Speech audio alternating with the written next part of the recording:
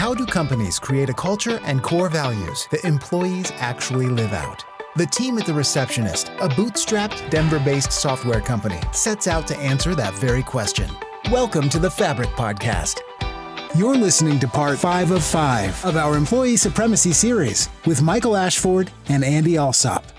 Well, Andy, we are back for episode 5 of this 5-part series. We're going to wrap things up here, and I hope everyone who's listening to this has gone back and listened to the previous 4 because I have loved the conversation. I've even learned throughout this entire time. So I am excited to wrap this up by talking about how companies can implement employee supremacy and start to maybe turn the dial down a little bit on shareholder supremacy. So let's start here as we launch into this final episode, Andy. What do you think the future of work looks like under an employee supremacy model? If more companies adopt this, what does it look like if this catches on? Well, thought a lot about this. I think, some of the difficulties, and I always do the contrast, right? In shareholder supremacy, you're trying to raise shareholder value. In a lot of cases, that means what you're doing is you have to focus on making sure your employees work as hard as they can. Well, in this new way of working and the future of work, which doesn't necessarily mean that we are working in an office any longer, there's this I use that example of letting go of the rock. You almost have to let go of the rock and believe and trust that your employees are doing what they need to do. And this has been really hard for some managers to do. So when you operate under employee supremacy, you're creating that trusting team. And then that trusting team is doing what needs to be done for the customer, for the business. We're going to talk a little bit about some of the methodologies we have, right?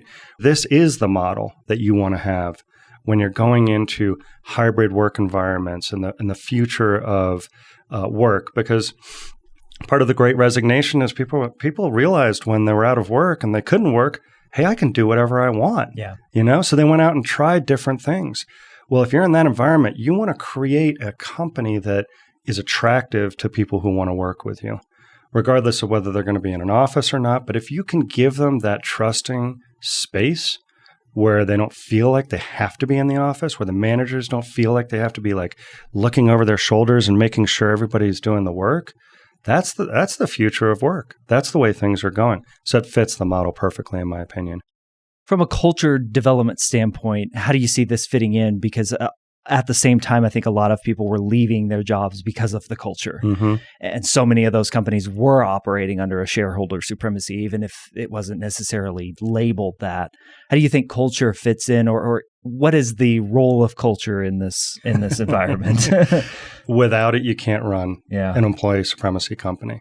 Because some of the things that happen with an employee supremacy company is that you have to determine, I say this all the time, you have to determine who you want on the bus, right? And if you don't know what your core values are, you don't know what the culture is at your business, how do you bring those people onto the bus who belong on the bus, who are going to be in the right seat, and actually be the person that is the right person for the company? And without that, it's really hard to form that company that has those trusting relationships. So I can't emphasize it anymore. And I say this because I used to be like, core values, more values. I was like, they're just a bunch of stuff people put on the walls like we have, right? And what I realized after going through the exercises of some of the things we're going to talk about, which are critical components of this, is your core values are what allow you to determine how you run your company and the people who are also going to be there with you. And I actually did a study from before we actually adopted our core values and after we adopted our core values. Unfortunately, we have had to exit almost everybody that got hired before the core values. And after the core values, we have about a 95% retention of those people since then. I think that says something. If you don't know what your core values are, it's very difficult to get them on the bus. And then once they're on the bus, to get them aligned and going in the same direction. What do you say to the people who might take what you just said and say something along the lines of, are you just trying to get people who all look and think and act like you do? Like you're basically creating clones of themselves, I should say, where you're not thinking about diversity. You're not thinking about, diversity of thought, diversity of however you want to take that word, what would you say to somebody pushing back against you on that? When I've said this, I've had some people say, it sounds like a cult, right? And okay, so maybe it's a little bit of a cult. I'm actually going to admit that. In the past, I've always been like defensive about that. No, it's not a cult. But really what you want to do is have people who are aligned. Now, it depends on what your core values are and how you operate the company, right? Ours are fun, authentic, bold, respectful, innovative, and collaborative. And when you look at that, nothing about that says, oh, we're only going to hire these type of people. I mean, there is one thing that I'll say, and that is for technology companies, of which we are, I don't believe that employee supremacy is solely for technology companies. I believe anybody can run under employee supremacy. But we are a technology company, and there's a little bit of a liberal bent, I have to say, to, you look at any company, whether it's Slack or whatever else. Do we end up attracting people who are on a liberal side? Maybe. But I don't want to be in a company that thinks only one way. We just had you were part of that discussion. Yeah. We had a whole thing at this point in time. There's a whole situation going on about Roe v. Wade. And we had an incredibly rich discussion that included members of the team and leadership. And we said, we don't want to be in a company that just all thinks the same. We want to be in a company of diverse opinions. But what we want to do is respect them, right? Respect is the important part. So I hear people saying that, but I will say that it really comes down to how you run the company and what your core values are. Then is employee supremacy all just about making better decisions?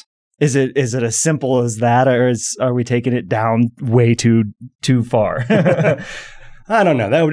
It's tough because how do you determine what a better decision is? What I know, what we've done over our journey is that we've gotten better over time, understanding what those decisions need to be. We understand now that we want to put the employee at the forefront and the focal point. We didn't run this way the whole time. It was only in the last year and a half that we've done that.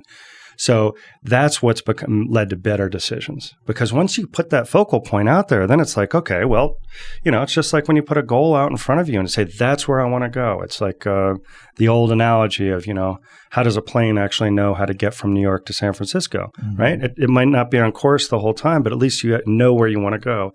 With our just cause and employee supremacy, we know where we want to go. That's what drives our decision. Are they better? Sometimes we make bad decisions, but I believe that at least they're informed by where we want to get to.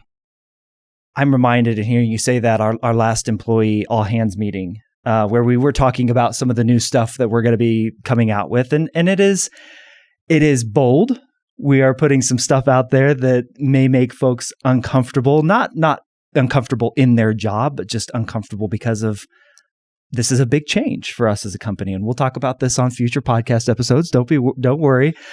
But I loved that our message as a leadership team could be every decision that we make, we will do to make sure that you are not negatively affected. That was our message to every other employee in the company, that you have the trust and the knowledge that when we're sitting in a leadership team meeting, we're making decisions to absolutely ensure that these employees will be positively affected.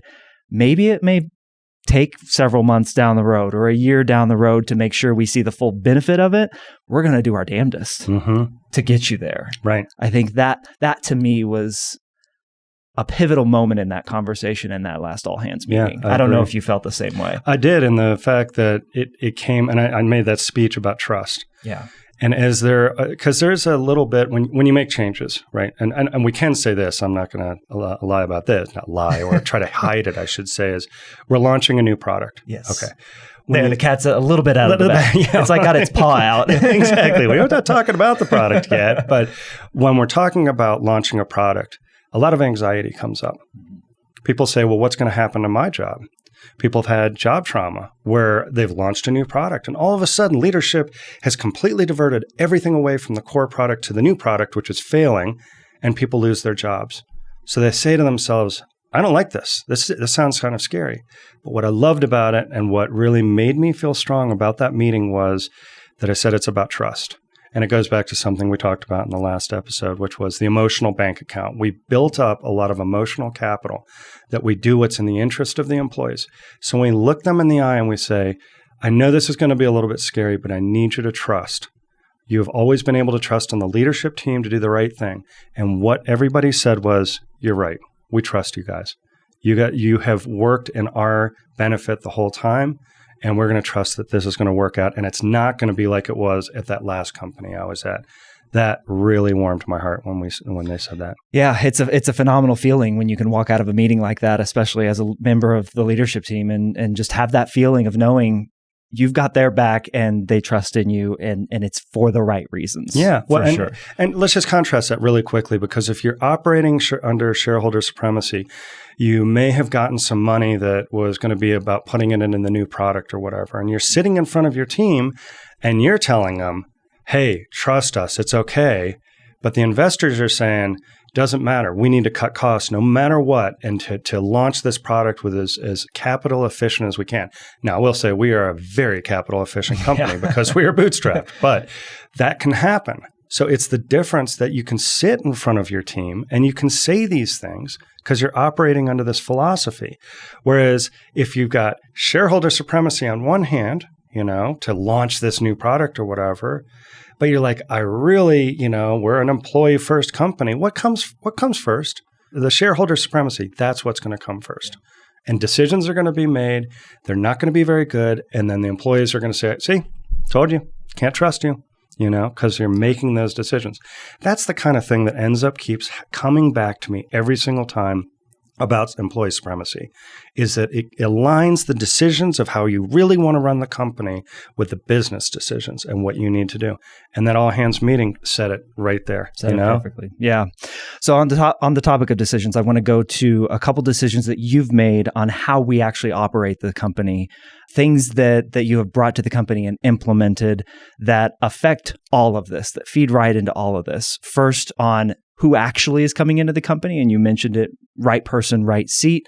And then once we have the people here, how do we operate day to day? What does our day to day look like? So let's start with bringing people in. It starts with people. You've used the phrase being maniacal about vetting who comes into the company. And we are notorious for having a very long, lengthy hiring process, but it's for a good reason. What is that reason, Andy? Yeah, so you can't, this is critical. If you want to implement employee supremacy, this is where it all starts. And I'm going to tell a little story about the journey, okay? Because this is a journey that we've been on since about 2016. We were typical, chaotic entrepreneurial company where we're like, oh, okay, you run across somebody and you meet them at lunch. You're like, hey, you look like you might be a good employee for us, and you hire them. And the impact that kind of decision-making has been, it can be toxic. I will say toxic. You get the wrong people who are on the bus. They're not in the right seat. They're not qualified to be doing the job. So all of it for me started, well, actually it was an interesting journey because we adopted Traction, which is a book. It's the entrepreneurial operating system, and it's called Traction, Getting a Grip on Your Business by Gino Wickman. We adopted that we actually implemented it on the first meeting, January 7th of 2018. But we had to do a lot of work to get up to that point. And what Traction did for us was to give us sort of the company organizational processes. How do you run your meetings? Meetings can suck time. Sucking time means that you are basically losing money. So how do you run your meetings? What are your core values? What's your marketing strategy? And it goes the marketing strategy is very high level. What Michael does is a full-on marketing strategy. But you're talking about the Vision Traction Organizer, right, which is no more than two-page document. Yep. Yes. Yeah, because maybe not everybody, it's kind of, I'm a little bit of a dinosaur here, but I remember the days of the 40-page business plan. And I know that I had to read through all of those in the past, and they're boring and they don't tell you really anything. And so what Traction says is you're going to do it in 2 pages. You're going to say everything in 2 pages about how your company runs. That's going to be, what's your 1-year plan? What's your 3-year plan? What are your core values? All of that. And so we actually share that with our employees. And that is beautiful because they get onboarded. It's the first thing I do with every employee is go through the Vision Traction Organizer. And in 2 pages, they get it. They know where we want to go in 10 years. They know where we want to go in 3 years. They know where we want to go in 1 year. They already know about our core values. That's where we started them. So that's what Traction's done for us. Along that same journey, I ended up getting introduced to a woman by the name of Lila Blauner and a company called Scalability Solutions. And it's a sort of a hiring company that basically vets all of our candidates, does the job postings, everything. But what she's put into her practice as part of hiring for us is the ability to make sure that they don't get through the process unless they fit our core values. That's where it starts. So we'll get 100 applications. We have one question in there. And anybody who's wanting to apply to our company will get this. There's one question. Take note. There's one question. And if there isn't an authentic answer to the culture question, you won't even make it in. You'll just be automatically disqualified.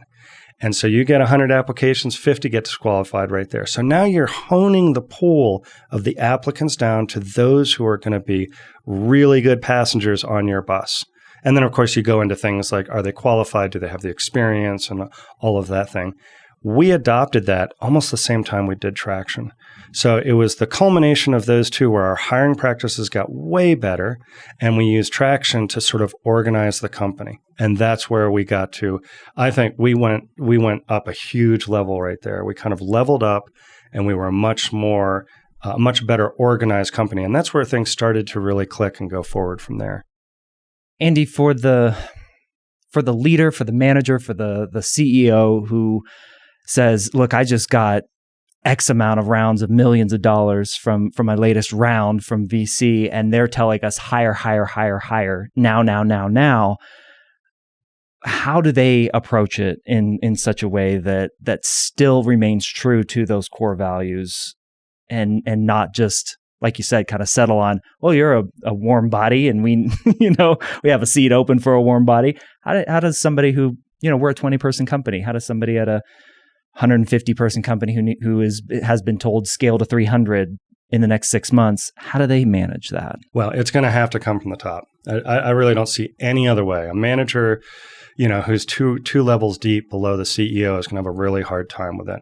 Now, they can say, well, I'm going to do this. I'm going to have better hiring practices and things like that. But that's a tough one.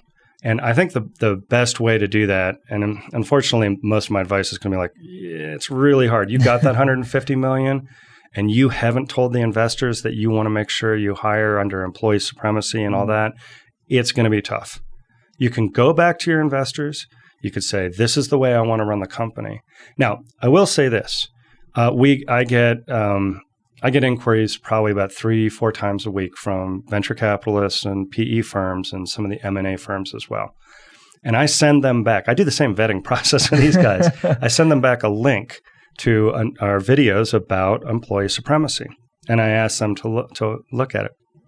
Inevitably, 9 out of 10 of the responses will come back and say, thanks so much, I'll watch that. And I never hear from them again. Mm-hmm. So it's like they're just kind of lead generators and stuff. They're just trying to figure out, can they find somebody who wants an investment? But I'll get that one back and say, I watched it. I listened to it. That's pretty impressive. Mm-hmm. Well, now I know I've got somebody. I've actually talked to a few investors. I'm not saying we're taking on investment, but I've talked to a few investors who have connected with it and say, this is a really interesting philosophy. And I'll have to ask them, would that go, fully throughout your firm or whatever? So the investors are out there. Another example is that there are investors who only invest in companies that have adopted the entrepreneurial operating system. One of them is called Meridian, and there's several others out there. So that basically, you can find investors who have an aligned philosophy as you do. But the difficult part is that it's hard to align with the investors you already have, because it's almost like changing the goalposts and the investors. You brought them in one way, and now you're saying, hold on, we want to do it this way. And they may not react so well to that. So that's why, I keep saying, I want to get to the entrepreneurs of today who are creating the Googles of tomorrow. Because if they can think in that philosophy and have that mind shift, they can be very focused about the discussions they have with investors. Say, this is the way we do it. If you don't like it, I totally understand. There is a lot of capital on the street. A lot of capital on the street. So there's plenty of money out there. You just got to find the right investors. So I'd recap that as the conversation has to start sooner than it possibly is happening right now. Correct. Yeah, depending on where the stage is and where somebody is. Yeah. Yep. So what has the entrepreneurial operating system, the book Traction by Gino Wickman? We've talked about the infinite game in this series. What has been the outcome of us and our company and how we operate that we can say and point to those things as it's because of this? Right. It is, well, it's because of the collection of the things, right, in my opinion. It's organizing. If you have run a company before, if you have started another company or a serial entrepreneur, I can almost guarantee you that you have the same stories I do, which are chaos. Things are just not running well. You're having to make decisions that are incredibly difficult. There's incredible personality issues and problems with personnel.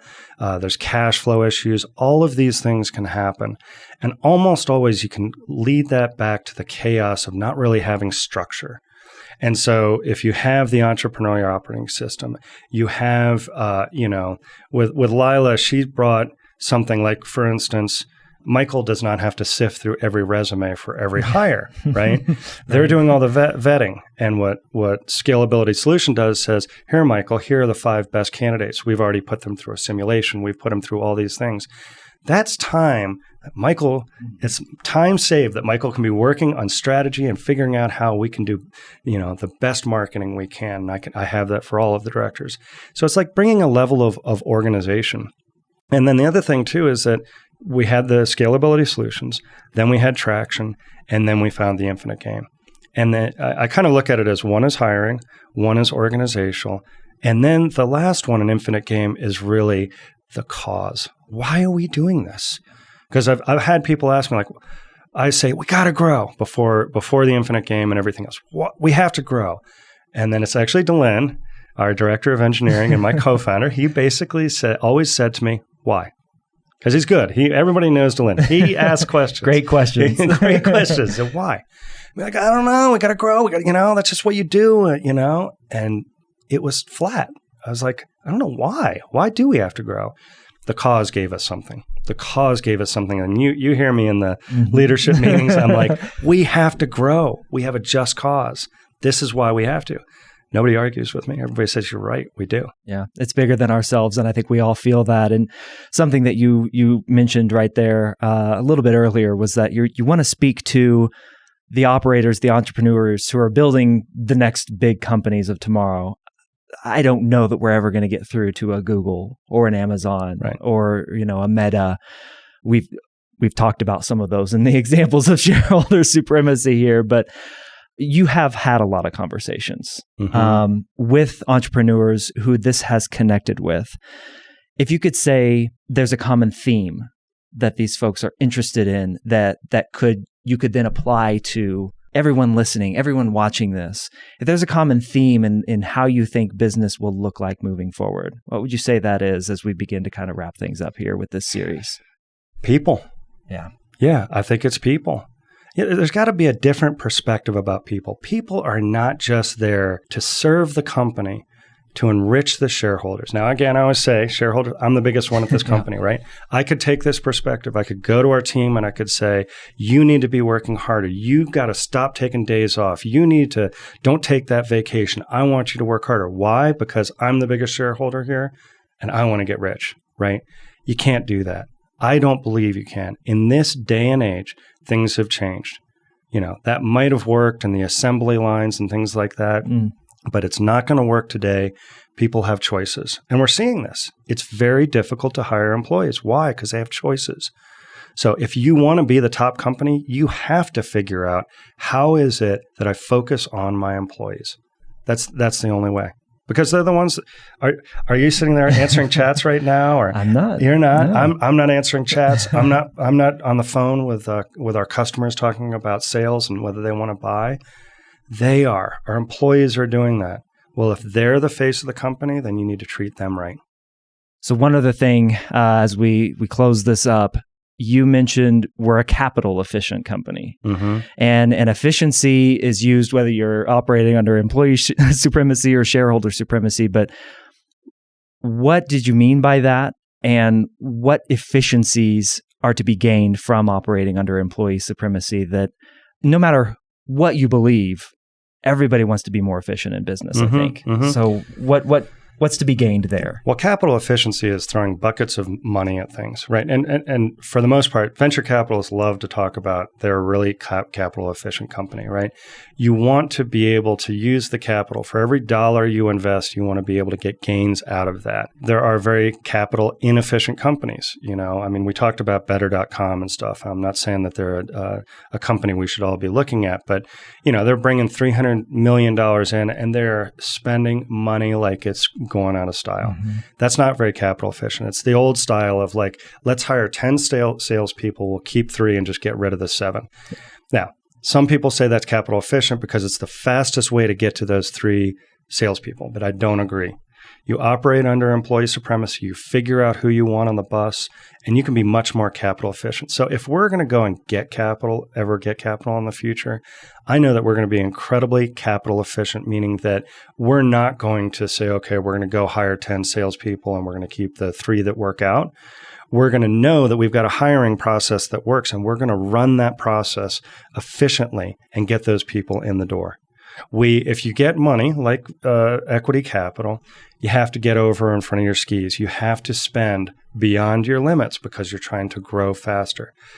What I say about capital efficient is that with our new product, we are going to be capital efficient with it because we are going to make sure we get it to the marketplace. We know that the marketplace likes the new product, and then we can use our cash to make sure that we are focused on everything that needs to be done when we go out in front of our skis, when we're spending a little more than we would, maybe a lot more at times, but we're doing it knowing that it's going to succeed. Not sort of, oh, shoot, didn't work out. I guess we got to get rid of like 40 of our employees because we just hired them and it didn't work out. Because the point is growth. Yeah, exactly. Right? Yep, exactly. That is the whole reason. You want to grow. You have to grow. We have to grow. Because everybody who watches these videos isn't going to be very interested if 10 years from now we didn't grow very much. They'll be like, oh, that was a fun little experiment. We have to grow. If we want to change the world, like we say, our just cause. Yes. Our just cause says that we want to build a world. We want to build that world. We have to grow. Absolutely. Well, Andy, this has been amazing over these last 5 episodes of this series, chatting with you about it. This won't be the first time, or the last time, I should say, that we'll talk about this for sure, but this hopefully gives the people listening, the people watching, a great introspection into just the entire thought processes that you've had in bringing this to not only the team here at The Receptionist, but now as we try to evangelize this out to the world. Final thoughts, bring us home, wrap this up, and let's land this bird. I think that the final thoughts are getting the right people on the bus. Just think of our leadership meetings and how aligned we are, but yet have the opportunity to have discord and discussions about different ways to do things. That level of congruence allows us to move forward quickly. And then the people that we have in this company, I'm so proud every day that I get to work with them. So this is a model that can work. It will work, and I am positive of it. Fantastic stuff. Thank you so much, everyone, for listening. We hope you've enjoyed this series. Share it with your friends. Share it with another business owner or leader that you know who might find some value in it. Thanks so much, and we'll catch you on the next episode of the Fabric Podcast. Thank you so much for listening to this episode of the Fabric Podcast. If you want to see a video version of the show, jump over to thereceptionist.com/fabric, where you can watch video episodes of all of the content that we've put out on this podcast. You can see our bright smiling faces, and you can see what our studio looks like as well. If you would like to give the Receptionist for iPad Visitor Management System a try in your office, jump over to thereceptionist.com/free trial and sign up for a free trial. No credit card required, and give us a try. See what you think. Until next time, take care.